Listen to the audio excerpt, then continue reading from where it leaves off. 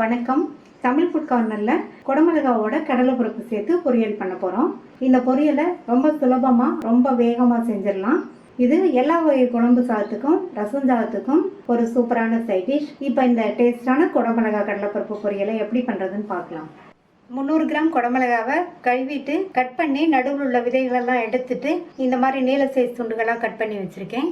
1/4 cup கடலைப்பருப்பை கழுவிட்டு அரை மணி நேரமாக ஊற வச்சுருக்கேன். ஊற வச்ச கடலைப்பருப்பை குக்கரில் சேர்த்துட்டு இது கூட 2 பிஞ்ச் மஞ்சள் தூள், 1/2 கப் தண்ணி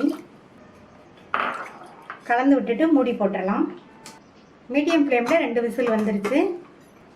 கடலைப்பருப்பு நல்லா கரெக்டாக வெந்திருக்கு, நல்லா சாஃப்டாக இருக்குது. இந்த மாதிரி வேக வச்சுக்கணும். இப்போ இதில் தண்ணி கொஞ்சம் இருக்குது, அந்த தண்ணியை மட்டும் வடிச்சிட்டு கடலைப்பருப்பை தனியாக எடுத்து வச்சுக்கலாம். இந்த பேனில் 1 டேபிள் ஸ்பூன் எண்ணெய் சூடாயிடுச்சு. அதில் 1/2 டீஸ்பூன் கடுகு பொரிஞ்சதும் 1 டீஸ்பூன் உளுந்தோட கலரு மாறிடுச்சு. கருவேப்பிலை சேர்த்துக்கலாம்.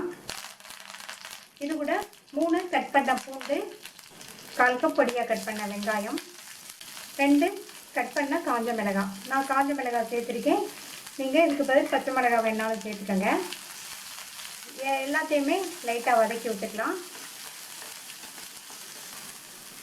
அடுத்து கட் பண்ண குடமிளகாவை சேர்த்துட்டு எண்ணெயிலேயே நல்லா இதை 2 நிமிஷத்துக்கு வதக்கி விட்டுக்கணும்.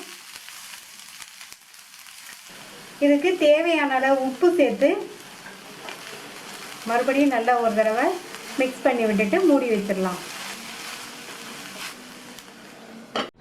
குடமிளகாய் வேகிறதுக்கு தண்ணி எதுவும் சேர்க்க வேண்டியதில்லை. நம்ம எண்ணெயில் வதக்கி இருக்கிறதுனாலையும் மூடி போட்டிருக்கிறதுனாலையும் அந்த ஆவியிலேயே குடமிளகாய் வெந்துடும். அப்பப்போ திறந்து பார்த்து கிண்டி விட்டுக்கணும். 4-5 நிமிஷம் ஆச்சு. குடமிளகாய் வெந்துருச்சு. ரொம்ப சாஃப்டாக வேகாமல் கொஞ்சம் க்ரன்ச்சியாக இருந்தால் தான் நல்லாயிருக்கும். இந்த மாதிரி வேக வச்சுக்கணும், அப்போ தான் நல்லாயிருக்கும். இதில் 1/4 டீஸ்பூன் சீரகம், வேக வச்ச கடலைப்பருப்பு பிசைஞ்சு விட்டுட்டு சேர்த்துக்கங்க, நல்லாயிருக்கும்.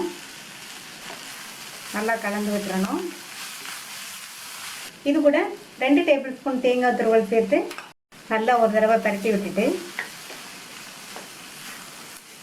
கடைசி அதில் கொத்தமல்லி தழை தூவி நல்லா ஒரு தடவை கலந்து விட்டுட்டு ஸ்டவ் ஆஃப் பண்ணிடலாம்.